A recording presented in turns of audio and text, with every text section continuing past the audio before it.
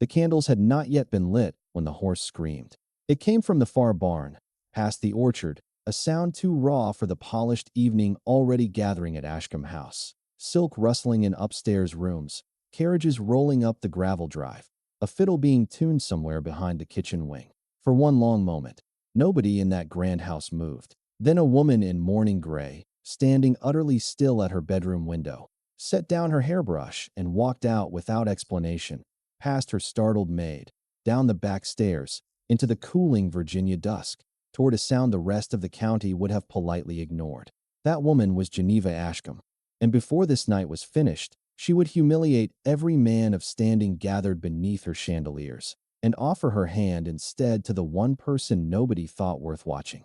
Before any of that, before the gowns, before the ultimatum, before a decades-old debt cracked open the truth about who had really kept this family from ruin, there was only a woman standing in a doorway of a barn that still smelled of her father, listening to an animal in pain, and a stranger already kneeling beside it in the dark. If this is the kind of story that stays with you, quiet people carrying more than they show, and a debt finally coming due in front of everyone who never noticed the ones doing the real work, stay through to the end, because the ballroom scene alone is worth the wait. Type the name of your city in the comments before you go any further. It's good to know how far this story is traveling tonight. And if a tale about dignity outlasting money is one you want more of, the like button and the subscribe bell cost nothing and mean everything to a small channel trying to keep telling them. Now, back to that barn, and the sound that pulled a grieving widow out of her own party. The county called it Ashkam House, though by rights it had never truly belonged to Wendell Ashkam at all. It had belonged to Geneva's father first. 400 acres of tobacco-red soil and white rail fencing along the James River, built up over 30 patient years by a man named Silas Whitlock, who bred draft horses the way other men collected pocket watches, with obsessive, quiet love. When Silas died, the land passed to his only daughter, and when Geneva married 2 years later, it passed, in the eyes of Virginia law and Virginia society both, to her husband. Wendell had been handsome in the particular way that photographs well and disappoints slowly. He had loved the house before he loved her, loved the idea of the house more than either, and had spent the better part of a decade mortgaging pieces of her father's legacy against ventures that failed quietly, one after another, behind closed study doors. He never raised his voice to her. He never needed to. A marriage can be starved just as thoroughly with politeness as with cruelty, and Geneva had learned, over 11 careful years, how to sit at the head of a table and be looked at rather than seen.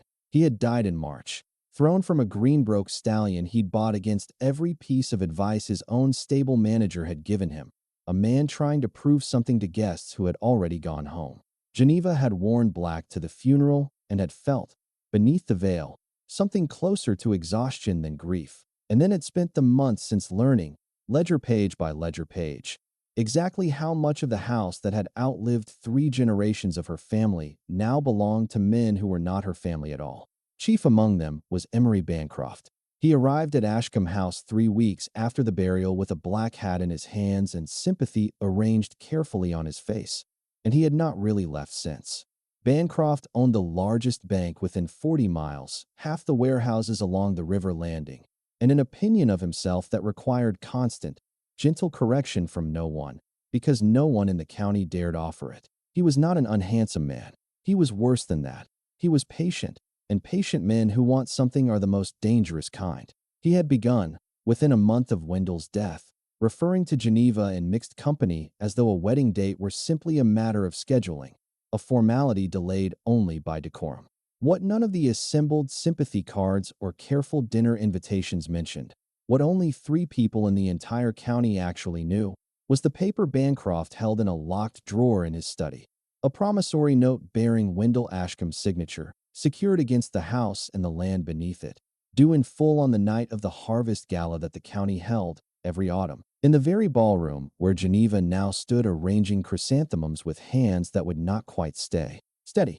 She had 11 days left to find money that did not exist, or a husband willing to make the debt disappear as a wedding gift. And in the 4th stall of the west barn, an old gray gelding named Zephyr, blind in one eye, spavined in both hind legs, worth nothing on any ledger anyone in this county would ever draw up, had just gone down onto the straw and would not, for reasons no one yet understood, get back up.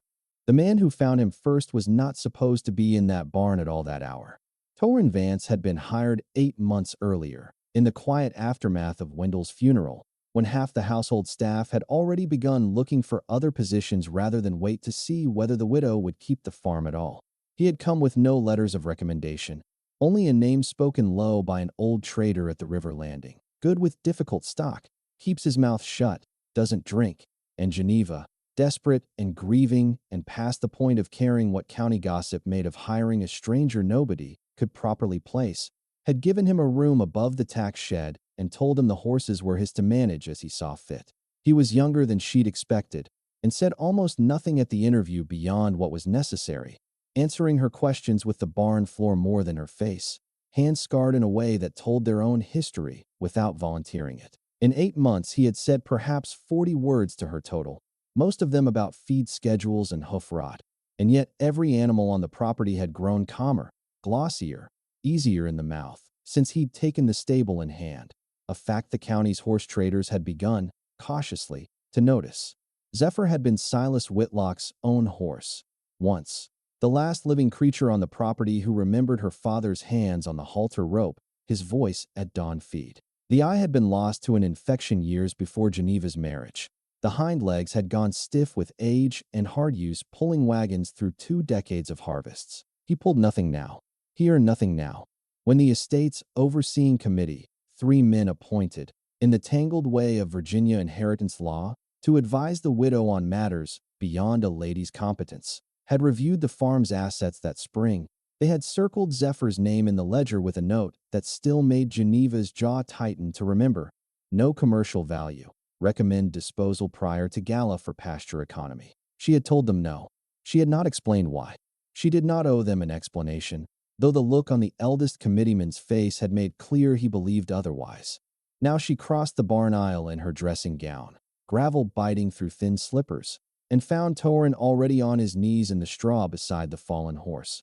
One hand pressed flat against Zephyr's heaving ribs, the other slowly, methodically working a twist of dried herb and hot cloth against a swollen foreleg that had not been swollen that morning. He did not startle at her arrival. He barely looked up. Colic, most likely, he said, voice low enough that it seemed meant more for the horse than for her. Were the legs finally giving out under him? Won't know which for an hour yet. She knelt across from him without thinking about the mud already climbing the hem of her gown, and for a long moment neither of them spoke. The only sound the old horse's ragged breathing and, very distant, the first notes of a string quartet warming up in a ballroom neither of them had any business thinking about right now. You should be dressing for the party, he said finally, not quite a question. So should you, she answered, and something in the barn's low lantern light shifted almost imperceptibly across his face. Not quite a smile, something more guarded than that, gone before she could be certain she'd seen it at all. He did not go to parties. Men like Torrin were listed on invitations only as staff to be managed, never guests to be seated, and both of them understood this without either saying it aloud. What he did instead, for the next 4 hours, while upstairs the string quartet finished tuning and the first carriages began rolling up the long gravel drive, was work, steady, unhurried, utterly without panic, coaxing the old horse's gut to move again with pressure and patience and a tea of ground fennel seed he'd apparently been keeping in the tack room for exactly this possibility, as though he had been waiting for this animal to fail for months and had already prepared for it. Geneva stayed.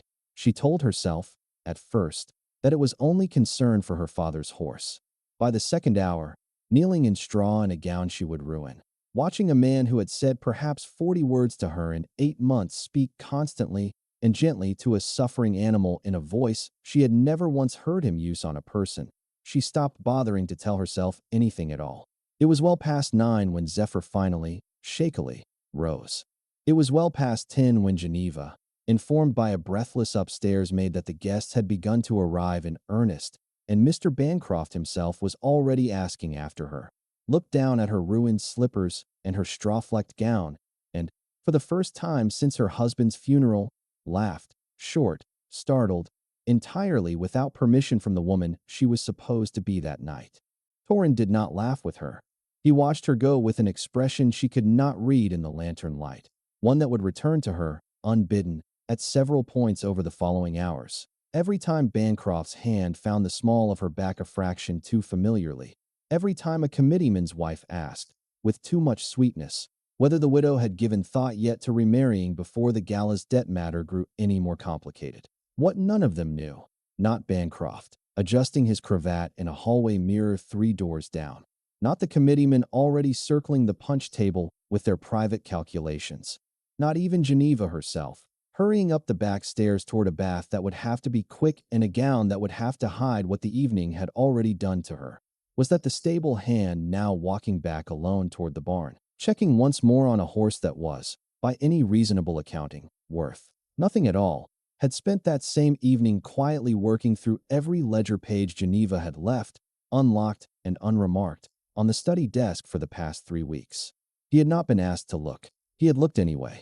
And in doing so, he had found something in Wendell Ashkam's decade-old bank correspondence that, if it meant what it appeared to mean, would undo everything Emery Bancroft believed he already owned. He said nothing about it that night. There would be time, he told himself, watching the lit windows of the great house from the dark yard, the shapes of silk and starched collar moving behind glass like figures in a shadow, play he had no part in. He was wrong about the time. There were 11 days left, and every one of them was about to grow shorter. He walked the fence line once more before turning in, checking the young stallions penned separate from the Mares. Animals the committeeman's spring report had labeled dangerous, without qualification and recommended, in the same clipped language they'd used for Zephyr, for sale before the gala at whatever price the market would bear. He had spent the better part of 8 months undoing that judgment one quiet session at a time, arriving before dawn so no one would see a man talking softly to a horse for an hour before doing a single piece of visible work, leaving after dark so no one would ask why the animals had begun, gradually, to stop flinching at his approach. He had learned the method as a boy, trailing an old drover through Piedmont horse fairs who believed, against every fashionable new theory of breaking a horse by force, that fear taught nothing an animal could actually use, and that a creature handled with patience would repay it tenfold in trust. He had never told Geneva this in so many words. He had simply done the work and let the horses themselves make the argument, because arguments made with his mouth had, in his experience, rarely gone as well for him as arguments made with his hands. The last stallion in the row, a bay colt the committee's report had called unsalvageable, pressed its nose briefly into his palm before he moved on, and he stood there a moment in the cold, letting that small, unremarkable trust settle into him the way it always did, before turning back toward the tack shed and the narrow bed waiting above it.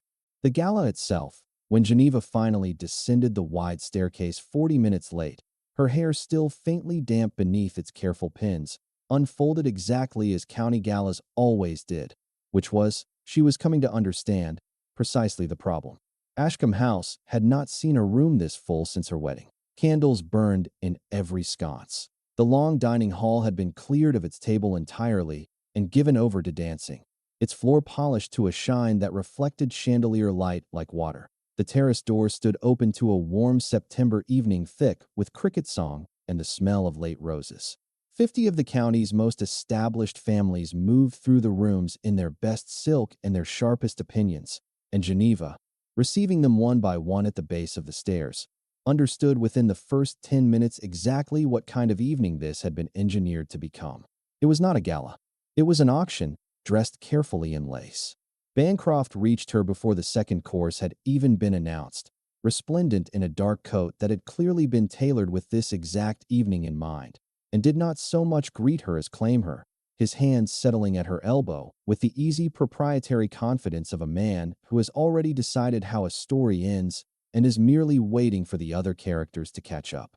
He complimented her composure, such strength, so soon after her loss, in a tone pitched just loud enough for the nearest cluster of guests to hear and admire on his behalf. He mentioned, with practiced lightness, that he hoped the evening's dancing might include a certain arrangement they had discussed.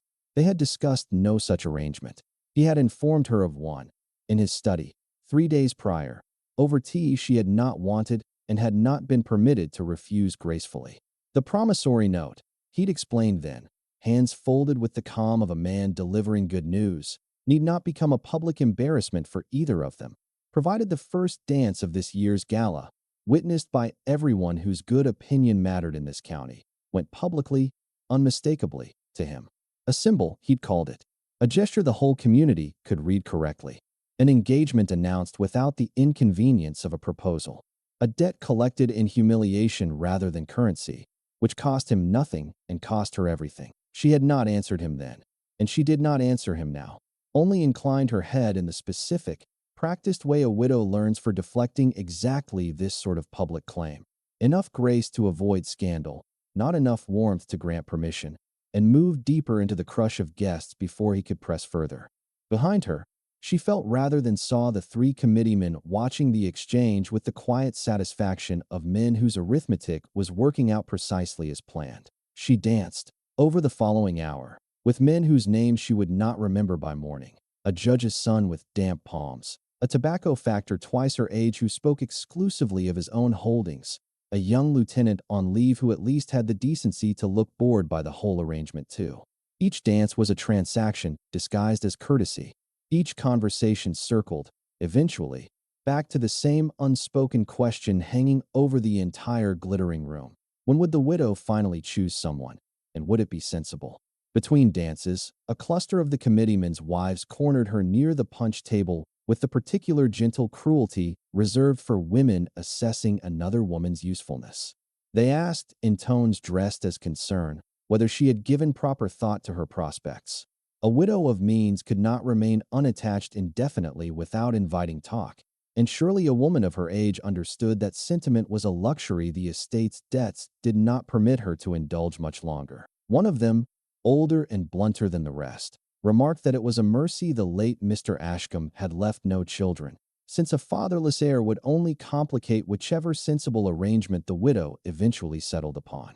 Geneva answered each of them with the same practiced, closed smile she had perfected over 11 years of exactly this kind of conversation, and excused herself before her hands, folded tight at her waist, could betray how badly she wanted to set her punch glass down hard enough to crack the crystal.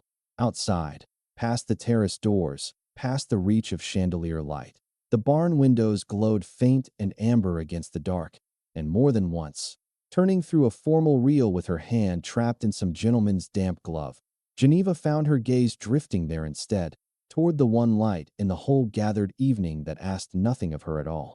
She was not the only one watching the dark. Near the terrace doors, close enough to the threshold that he could slip back outside without drawing notice, Torrance stood in his one clean shirt, not invited, not seated, present only because someone was needed to manage the carriage horses being walked in relays along the side drive, and because he had, in the last hour, quietly become something the household staff had started calling, in low voices among themselves, the man who saved Zephyr.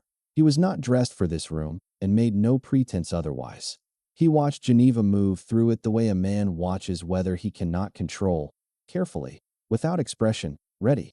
He had come inside twice that evening for reasons that had nothing to do with dancing. Both times, he had found the study door unlocked, as it had been for 3 weeks, and both times he had spent no more than 10 careful minutes at Wendell Ashkam's old desk, cross-referencing a decade of bank correspondence against a set of numbers that would not, no matter how many times he checked them, agree with the figures Bancroft's promissory note claimed were still owed. What he had found, folded into a ledger nobody had opened since Silas Whitlock's death, was a receipt, dated 11 years prior, bearing Bancroft's own signature, for a debt marked, unambiguously, paid in full. Bancroft was not calling in a debt that existed. He was calling in one that Geneva's father had already settled, in cash, more than a decade before his daughter had ever worn this house's name. A debt Bancroft had, for reasons Torrance could only begin to guess at, quietly kept alive on paper ever since, waiting for exactly this kind of moment to collect it twice.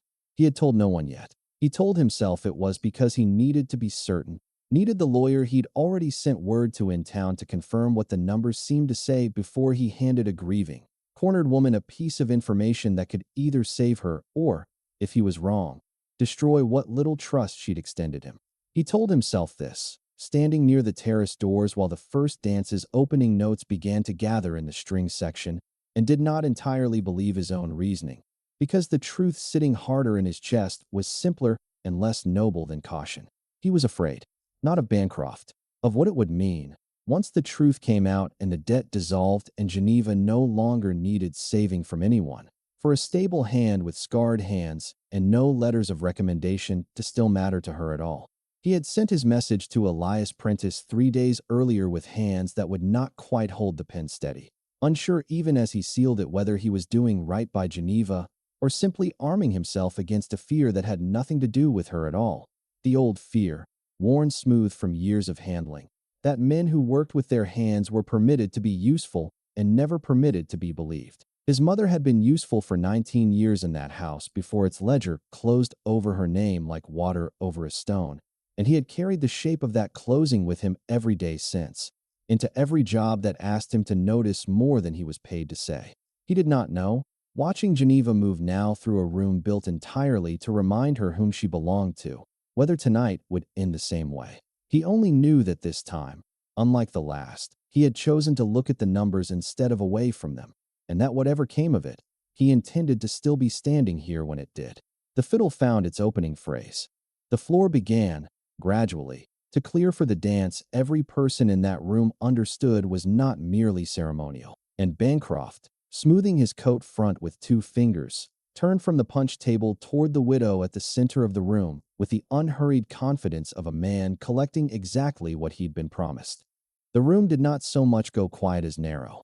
Geneva felt it happen the way one feels weather changing, a pressure gathering behind the eyes, conversation thinning at the edges of hearing, 50 pairs of attention converging on the small clear space of floor where the first dance was meant to begin. Bancroft crossed toward her with his hand already extending, a smile arranged for an audience rather than for her. And for one suspended moment, the whole gathered county seemed to lean forward on its heels, waiting to watch the widow do the sensible thing. She had rehearsed this moment for 3 days.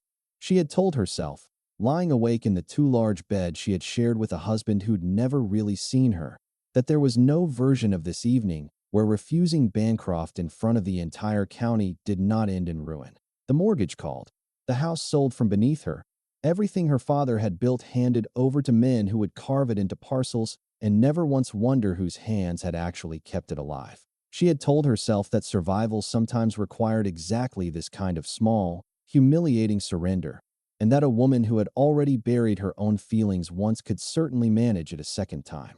She had told herself all of this. Standing now 3 feet from Bancroft's outstretched hand, she found she no longer believed a single word of it. It was not defiance that moved her, not yet. It was something quieter and stranger, a memory surfacing uninvited, straw dust catching lantern light, a low patient voice speaking to a suffering animal with more tenderness than her husband had ever once spoken to her in 11 years of marriage, a man kneeling in the dark asking nothing, expecting nothing, simply doing the work because the work needed doing.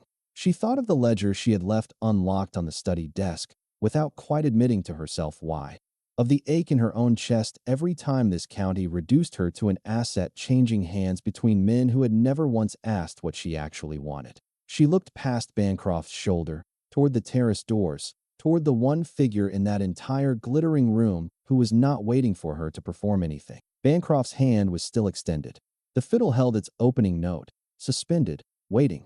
Geneva did not take it. She turned instead, in front of 50 of the county's most powerful families, in front of committeemen whose ledgers had already decided her horse and, by extension, her judgment were worth nothing, in front of a dead husband's memory and a living debt she did not yet know had already been paid, and walked the full length of that polished floor, her heels loud in a silence that had gone from expectant to disbelieving in the space of 3 steps, toward the terrace doors and the man standing just inside them in his one clean shirt, who had gone very still, as though stillness might somehow make him invisible to a moment he clearly believed could not possibly be arriving for him. Behind her, she heard Bancroft's voice attempt lightness and fail, a laugh pitched to suggest this was some misunderstanding, some charming widow's eccentricity he would smooth over in a moment. She did not turn back to correct him. She stopped instead in front of Torrin, close enough now to see the exact moment uncertainty crossed his face, close enough to watch him understand, with visible reluctance, exactly what she was about to ask of him in front of everyone who mattered in this county. "You don't have to," he said, low, urgent, meant only for her, though half the room was straining to hear it. "This will cost you. You know what they'll say?" "I know exactly what they'll say," she answered, and for the first time that entire evening her voice did not waver at all. "I'd rather they say it about the truth than keep saying nothing about a lie." He looked, for one long moment, like a man being asked to walk into a fire he had spent his whole life carefully avoiding. Shoulders drawn tight, jaw working, every instinct built by a lifetime of knowing exactly where men like him were and were not permitted to stand screaming at him to step back, apologize, disappear into the terrace dark where he belonged by every rule this room had ever taught him. Whatever fear lived in him, and something in his stillness suggested it ran deeper and older than tonight. Some earlier humiliation neither of them had ever discussed. It did not win. He took her hand. The room did not merely gasp. It seemed to inhale as one body and forget, for several long seconds, to exhale again. Somewhere near the punch table, a committeeman's wife made a small, strangled sound of pure scandal. Bancroft stood frozen at the center of the cleared floor, his extended hand still hanging in the air with nothing left to hold, his practiced smile curdling in real time into something considerably less composed, while the fiddle, after one confused beat, found its courage and continued to play, because someone, somewhere in that stunned orchestra, understood that the dance was happening whether the room approved of its partners or not. Torrin did not dance well. It did not matter. He held her hand as though it might be the only time he was ever permitted to, and moved through the steps with the same careful, unhurried attention he gave every frightened animal in his care, and Geneva, who had danced with dukes' sons and factory owners, and men whose family names filled 3 generations of the county register, found herself, for the first time in longer than she could easily account for, actually present inside her own body while she moved. Behind them, the whispering had already begun, sharp and furious and utterly without mercy, and would not stop for a very long time. A judge's wife pressed a gloved hand to her mouth. A young matron 2 seasons married herself leaned toward her neighbor with an expression of scandalized delight that would keep this county's dinner tables occupied for a month. Near the orchestra, one of the committeemen had gone the particular shade of red that suggested a man witnessing not merely a breach of etiquette, but an assault on the entire ordered architecture of who was permitted to touch whom in rooms like this one. Nobody moved to intervene. Nobody, in truth, seemed entirely certain what intervention would even look like, faced with a widow who had simply, calmly, done the one thing none of them had accounted for in all their careful calculations, chosen for herself. Torrin felt every one of those eyes as a physical weight, a pressure at the back of his neck that did not ease as the dance continued, and more than once his hand tightened slightly on hers, not from confidence, but from the effort of staying present inside a moment every instinct he owned was telling him to flee. She felt that tightening and did not let go of him. If anything, she held on more firmly, because she understood, watching his jaw set against a room's collective judgment, that this cost him something different than it cost her, that her ruin, if it came, would be social and survivable, while his, if this went as badly as either of them privately feared, could end with him thrown off the property by morning with no recommendation and nowhere else in the county willing to hire a man who had, however briefly, forgotten his place in front of everyone who mattered. It took Bancroft less than 4 minutes to recover enough composure to turn threat into performance. By the time the first dance ended, early, awkward, the musicians, uncertain whether convention demanded they continue playing for a couple the room had clearly decided did not belong on that floor at all. He had crossed back to the punch table, straightened his coat, and begun murmuring to the nearest cluster of committeemen in a voice calibrated to carry exactly as far as it needed to. He spoke of embarrassment, of a widow clearly not thinking clearly in her grief, of obligations that a woman in her position could not simply set aside for sentiment. He mentioned, with the studied regret of a man who takes no pleasure in what duty requires, that certain financial matters concerning the estate might now need to be revisited rather more urgently than he'd hoped. The threat was not subtle. It was not meant to be. Around the room, the whispering hardened into something colder, not merely scandalized now, but calculating, the particular sound of a community deciding, in real time, who it intended to punish for this. Geneva felt every degree of that chill and did not step back from it. She stood beside Torin near the terrace doors, his hand still loosely near hers, though neither of them quite touched now, both of them aware of exactly how many eyes had found new reasons to study them, and watched Bancroft build, sentence by careful sentence, the case for her ruin. It was the lawyer who broke it. Elias Prentice had been standing near the hall's edge for the better part of the evening, a modest, unremarkable man in a modest, unremarkable coat, the sort of guest nobody thought to watch closely because nobody thought he mattered much at all, which was, Geneva would later understand, precisely the advantage Torin had counted on when he'd sent word to the man's office 3 days earlier, before he'd been entirely certain of what he'd found, asking him to attend tonight and bring, if he could locate them in time, the county recorder's original copies of the Whitlock estate's old bank filings. Prentice crossed the room now with a leather folio under one arm, moving through the scandalized crowd with the unhurried patience of a man who had spent 30 years watching wealthy families destroy each other slowly and had grown immune to the theater of it. He stopped in front of Bancroft, cleared his throat once, and, in a voice pitched for the whole room to hear whether Bancroft wanted it or not, informed the assembled county that the promissory note Mr. Bancroft had been referencing all evening bore a curious discrepancy with the recorder's ledger, namely, that the debt in question had been formally discharged, in cash, 11 years prior, and that the original receipt, bearing Mr. Bancroft's own signature, had recently come to light among the late Silas Whitlock's private papers. The room's chill turned, in the space of perhaps 10 seconds, into something considerably more dangerous for exactly one man in it. Bancroft's face did the thing faces do when a lifetime's careful architecture begins, all at once, to fail.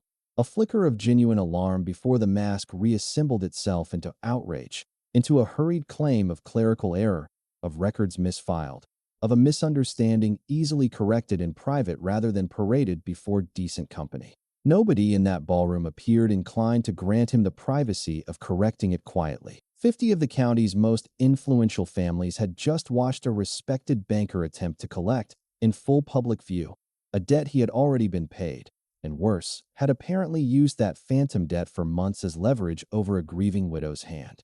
It was, Geneva understood, watching the room's collective judgment pivot with the same speed it had condemned her only minutes before, not really about the money at all, not for most of them. It was about being made to look foolish for having believed him, and a county that prized its own good opinion above almost everything else did not forgive easily the men who made it complicit in a lie. Bancroft left within the half hour, his carriage summoned with unusual haste, his path to the door notably unaccompanied by the sympathetic murmurs that had followed Geneva only an hour earlier. He did not look back at her. She found she did not need him to. What she needed, what she turned to find, once the worst of the crowd's attention had finally drifted elsewhere, once the musicians had tentatively resumed something closer to normal music, and the scandal had begun its long transformation into the story this county would tell itself for years, was Torin, already retreating quietly toward the terrace doors, as though his part in tonight's unraveling was finished now and he had no further claim on the room's attention or hers. She caught his sleeve before he reached the dark. "You knew," she said. "Before tonight. You knew and you said nothing." "I wasn't certain," he answered, not meeting her eyes at first. "And even certain, I didn't know how to hand a woman proof like that without it looking like I was buying something with it." "Buying what?" He did look at her then, and whatever answer lived behind his eyes, he did not, in that moment, say it aloud. The days that followed did not resolve as neatly as a county gossip column might have preferred. Bancroft did not simply vanish from the story, humbled and gone. He returned twice more over the following week, once with a lawyer of his own, attempting to muddy the recorder's ledger with claims of forgery that collapsed within a day under Prentice's patient, methodical cross-examination. Once, more quietly, alone at the edge of the property near dusk, standing at the fence line watching the horses in a way that made the household staff uneasy enough to mention it to Geneva directly. He made no further public claim on the estate.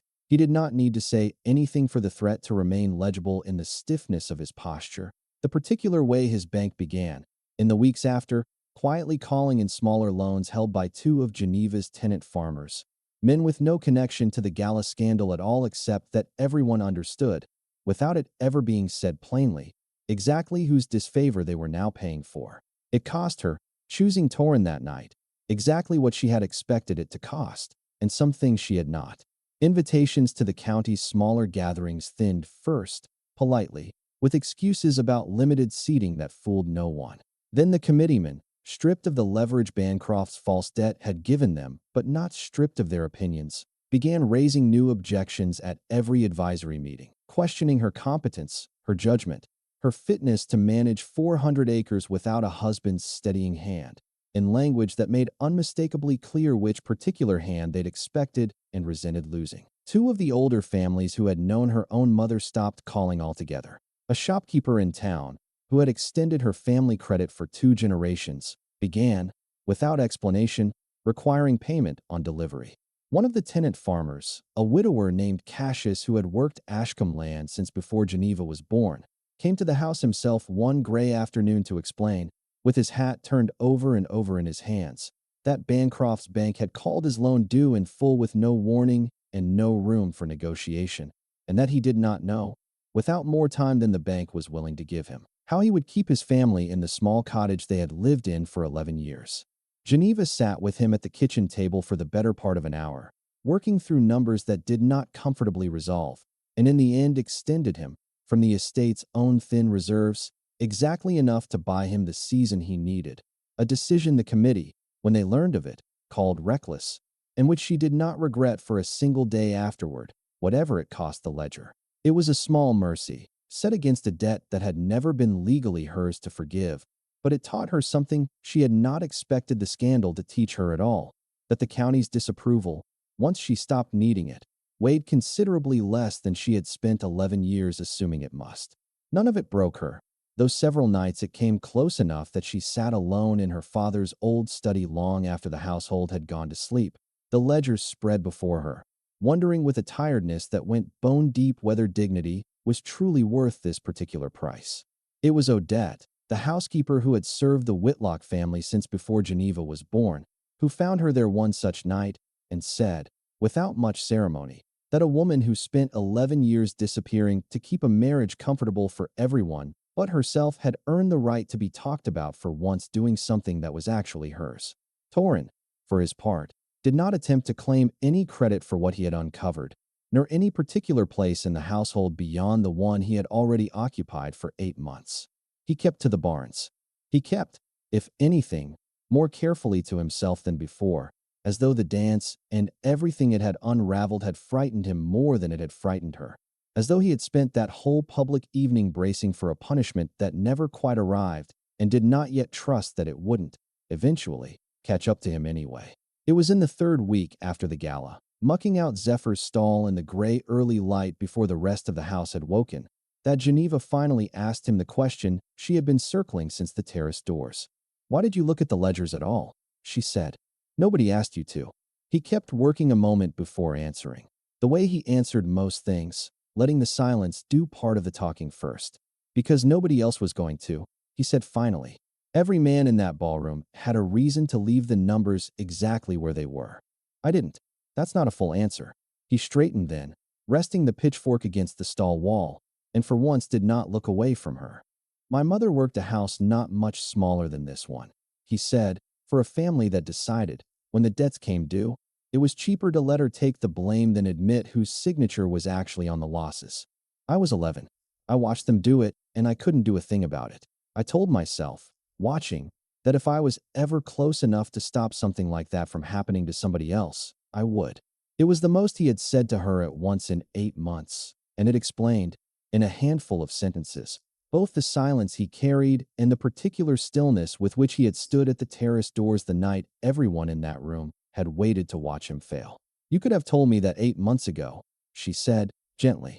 "You could have asked," he answered, and something in his mouth almost became a smile. She thought, in the days that followed that conversation, about how much of her own marriage had been built on the opposite habit, on never asking, on accepting the surface of a man because the surface was easier to live with than whatever sat beneath it. Wendell had never once told her why he kept mortgaging pieces of her father's land against ventures he must have known, on some level, were failing. She had never once asked, because asking would have required naming what she already suspected, and naming it would have required deciding what to do about a marriage that could not survive the honest answer. She had spent 11 years choosing comfortable silence over difficult truth, and it had cost her, in the end, considerably more than any of the county's gossip could touch. Torin, without ever intending a lesson, had simply done the opposite from the first night she'd found him kneeling in the straw, had told her the plain, unflattering truth about a colicking horse's odds rather than false comfort, had said nothing he did not mean and meant nearly everything he said, however little of it there was. It was, she was beginning to understand, its own kind of rare wealth, one that had never once appeared on any ledger the county's committeemen had thought worth auditing. The final reckoning, when it came, arrived not in a ballroom but in the plain, unglamorous light of the estate's autumn accounting. The annual gathering, mandated by the terms of Silas Whitlock's own will, at which the county's appointed committeemen reviewed the farm's books and formally decided whether its widow owner remained fit, in their considered judgment, to continue managing it alone. They convened in the same dining hall that had hosted the gala 6 weeks earlier, its long table restored now, its chandeliers lit for business rather than spectacle, and the 3 committeemen who filed in that morning wore the particular expression of men who believed the outcome of this meeting had already been decided by the scandal preceding it. That a widow who had humiliated the county's most powerful banker and danced with her own stable hand in front of 50 witnesses could hardly expect a sympathetic hearing now. What they had not accounted for, laid out across the table when they arrived, was the full breadth of what 8 months of quiet, unglamorous work had actually produced. The stallions that had been, in spring, listed in the committee's own notes as dangerously unmanageable, 2 of them slated, before Torin's arrival, for sale at a loss simply to remove the liability, now stood gentled enough to be worked by the youngest hands on the property, their temperaments transformed by months of patient, traditional handling that had cost the estate nothing beyond a stable hand's ordinary wages. The pasture rotation Torin had quietly implemented, using methods learned, he admitted when pressed, from an old drover he'd apprenticed under as a boy, had cut feed costs by nearly a third. A breeding contract with a neighboring farm, negotiated on Geneva's behalf by Prentice using exactly the kind of shrewd, unsentimental terms her own committee had never once bothered to secure for her, had brought in more in 6 weeks than the estate had earned in the previous full year. And Zephyr, old, half-blind, worth nothing on any ledger the committee had ever drawn, had, in the 2 months since that night in the barn, been quietly, methodically restored to soundness enough that he now led the young colts through their earliest handling with a patience no younger horse on the property could match, a fact the committee's own inspector had noted, without apparent irony, in his most recent report as evidence of good management practice. The eldest committeeman studied the figures for a long time before he spoke, and when he finally did, his voice carried none of the certainty it had carried into the room that morning. "Whose work is this?" he asked, though the answer sat plainly enough on every page in front of him. "Mine," Geneva said, "and the stable hand you recommended I dispose of along with the horse." The silence that followed was not the scandalized silence of the ballroom. It was quieter than that, and in its own way more final. The sound of men recalculating, in real time, exactly how much of their previous certainty had been built on assumptions they had never once bothered to check. They did not vote that day to remove her.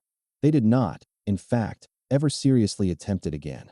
The eldest committeeman, gathering his papers at the meeting's close, paused beside her at the door and offered, in place of the apology neither of them expected him to make, a single unadorned observation, that her father had always said the surest way to judge a farm's health was to watch how it treated the animals nobody else thought worth the feed, and that he supposed, given the morning's figures, Silas Whitlock had been righter than the committee had ever given him credit for.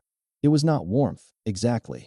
It was the closest thing to it the man's pride would permit, and Geneva, walking back toward the barns afterward through pale autumn sunlight, found she did not need it to be warmer than that. She had stopped needing this county's approval to know what she had built was sound. Winter came slow that year, the kind that settles into a Virginia valley in long gray increments rather than sudden storms, and by the time the first real frost silvered the pasture fences, the county had mostly finished talking about the widow and her stable hand, as counties eventually do.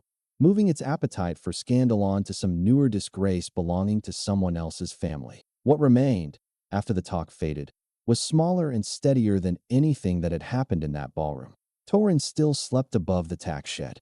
He had turned down, twice, Geneva's careful offer of rooms in the main house, not from false modesty, but from something more considered, an understanding, unspoken between them, that whatever this was becoming needed time to find its own shape before either of them let the county redraw its boundaries for them again. He still spoke rarely, still let his hands do most of the talking his mouth would not, and still, most mornings, could be found in Zephyr's stall before the rest of the farm had properly woken, checking a leg that no longer needed checking out of a habit that had outgrown its original necessity and become something closer to devotion.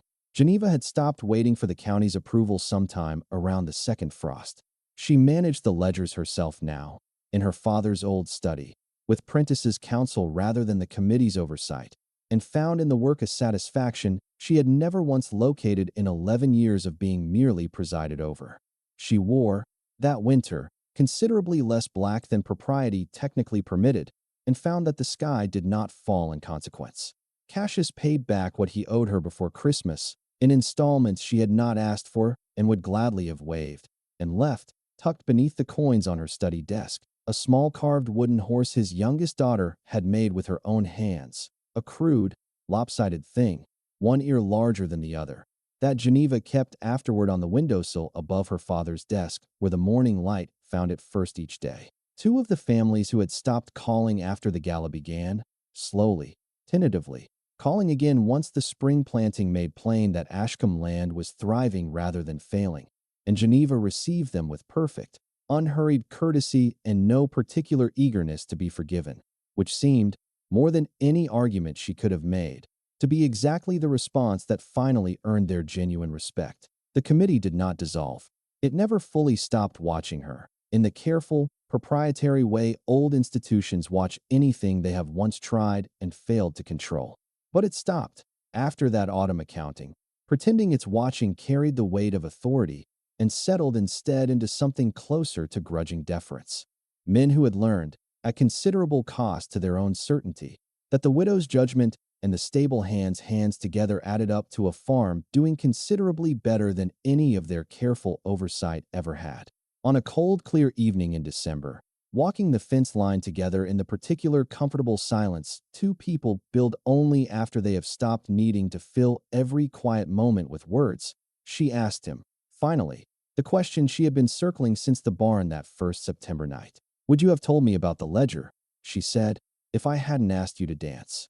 He considered this for a long moment, breath fogging in the cold, before answering with the same careful honesty that had, 8 months earlier, been the first thing about him she'd trusted. "Eventually," he said.